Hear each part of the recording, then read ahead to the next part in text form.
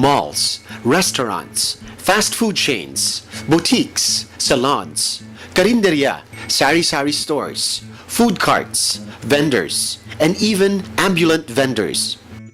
These are some of the most common business enterprises that Filipinos venture into. Filipinos are known to venture into businesses primarily for financial support. With the lack of employment opportunities in the country, Filipinos tend to turn against the service industry and become their own bosses. In a capitalist-oriented economy like the Philippines, it is true that businesses are an integral part of our economic survival in the competitive and fast-paced globalizing free market. However, are businesses only the indication of an economically successful country? Or is it an indication that the people are getting poorer because only a few businessmen benefit?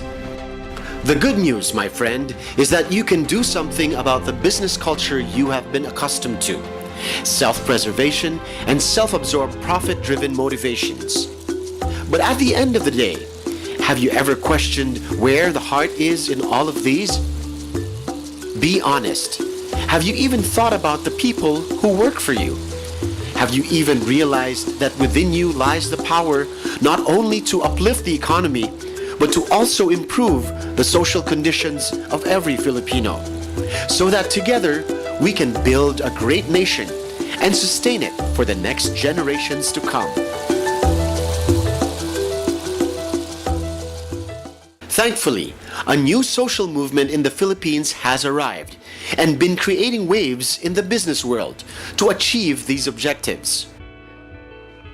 Social entrepreneurship is known and understood to be a social innovation that brings committed people together to make changes in society concretely happen through various social enterprises. It is enlightened capitalism that strives to correct and reinvent old capitalism practices, such as excessive consumerism and corporate greed. To put it simply, social entrepreneurship is basically giving capitalism a human face and a human heart. The common marketing strategy for business now is to relieve the consumers of the guilt or responsibility of the things they buy. However, it's genuine business that really looks into sustainable development. And this is given premium through promoting local industries, products, and involving laborers such as partners, and not just simply as drones. The starting point which should stand out is how employers should treat their employees and discover the different possibilities that are out there in our country's industries. You need to understand, my friend, that social entrepreneurship calls for the sacrifice of personal profit for community profit. Community profit, that is.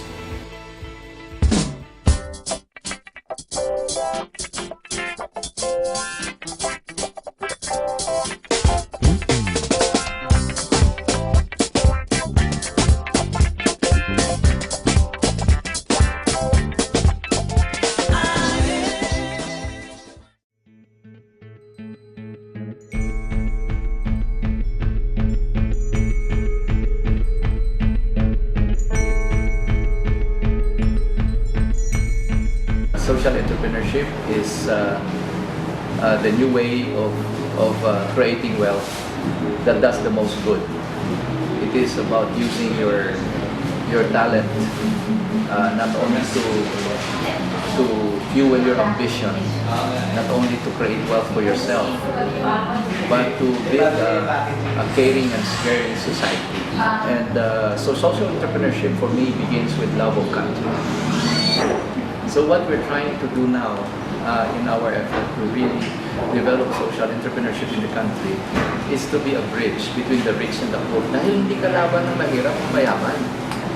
We just want for the Filipino to discover the best in the Filipino, by the Filipino, for the Filipino and the whole world.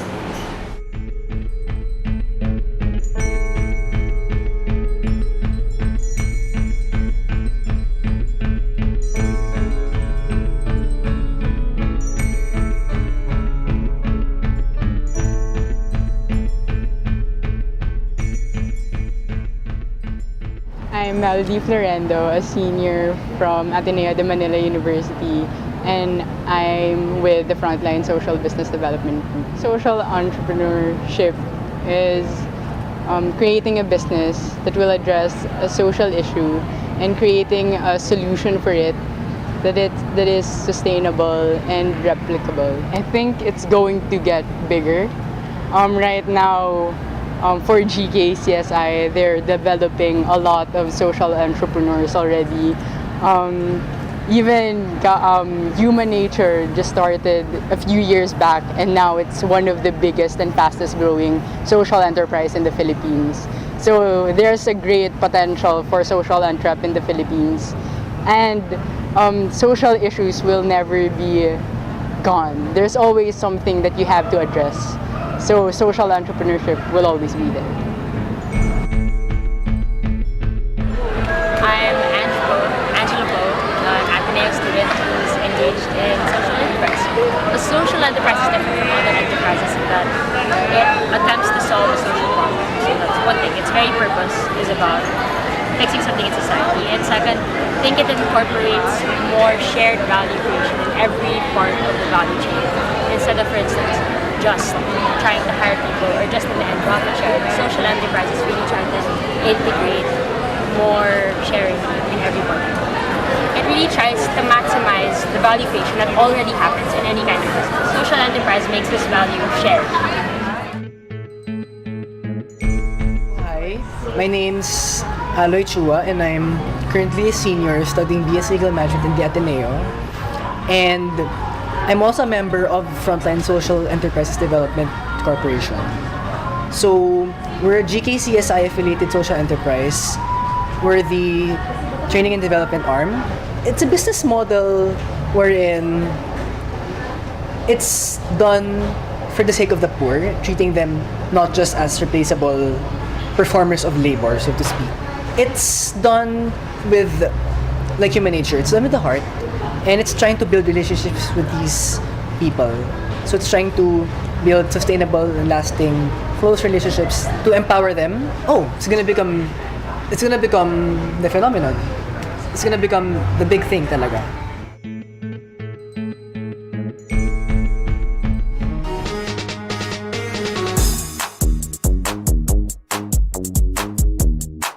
They say that a concept is just a product of the mind if it is not something you could concretize.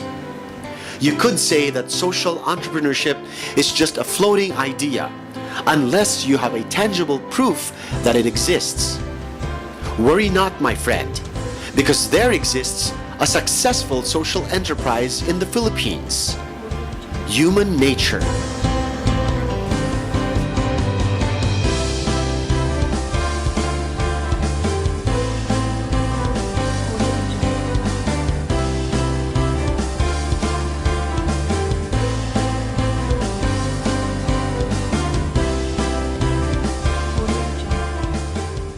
Human Nature was founded in 2008 by Anna Meloto-Wilk, Camille Meloto, and Dylan Wilk. Anna and Camille are actually the children of Tony Meloto.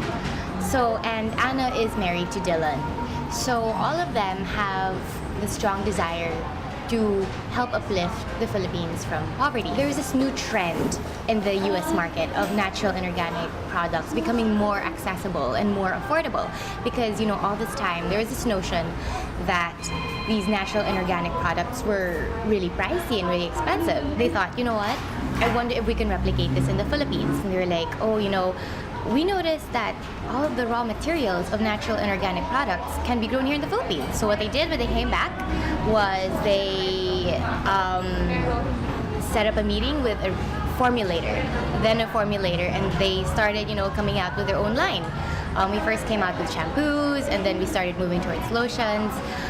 And then in 2008, they launched Gandang Kalikasan Inc. and the first line of Human Nature products. Human Nature is a natural and organic personal care brand, but it is first and foremost a social enterprise. Social enterprise meaning, unlike most corporations that aim to maximize profit, we are here to optimize it. So that means we take into consideration all our stakeholders when making important decisions. That includes our farmers, our warehouse staff, our team. Everyone is a key stakeholder. We are a business with heart, and we really aim to make a difference and be a change maker in society, especially the business sector. So we will continue to penetrate the international market, seeing business as an avenue to uplift the Philippines from poverty.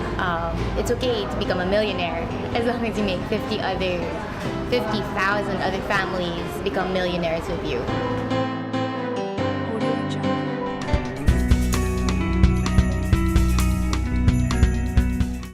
Gold has always been a symbol of success, a symbol of wealth, and a symbol of prosperity. In a famous story about a certain King Midas, there was a myth that everything he touched turned into gold.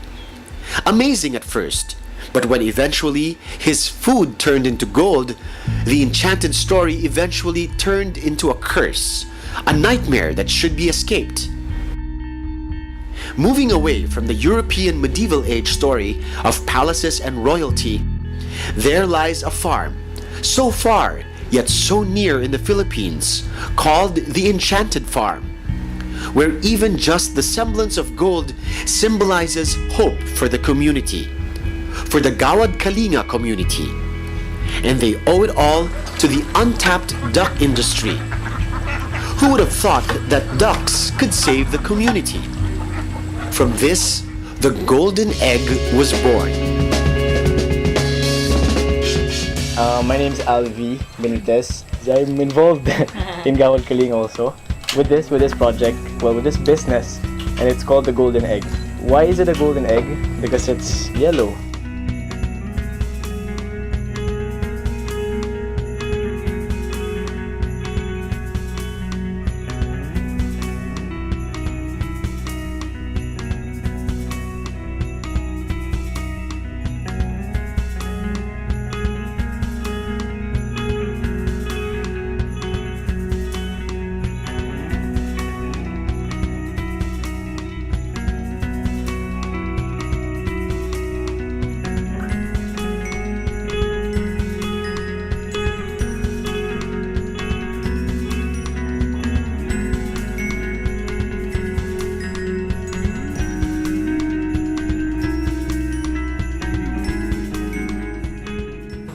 Basically, we're mad about ducks. Well, I'm mad about ducks, and the people I work with, like Ate Judith, well, I don't know if she's as in love with ducks as I am, but why? Why do we love ducks? Why are we crazy about everything that ducks can produce? Number one, because we feel they're very, very undervalued, especially in the Philippines. China is our number one producer of ducks. Duck meat in this part of the country, because of course, because of Peking duck, right? They have some products also like century egg, but in the Philippines, what's our number one duck egg product? Balot. Exactly, balot. Right? Second would be salted egg, and you have penoy. A duck egg, when laid, is put in an incubator. Okay, because balot is the number one sub-product of duck in the Philippines. So balot, by the way, is a premature duck egg. Okay, we put them in an incubator once the duck egg is laid, and we leave it there for 11 days. After 11 days, you have to check if there's an embryo inside. Okay, in Tagalog, you call it sisiu, chick, duckling, right? And if there's no embryo inside, you make it into salted eggs. Or penoy, which is like a boiled duck egg basically. It's an unfertilized duck egg. Another reason why salted eggs exist and penoy. Penoy is again boiled duck egg. If the egg is laid and it has a lot of marks like this, scratches, blemishes, even cracks,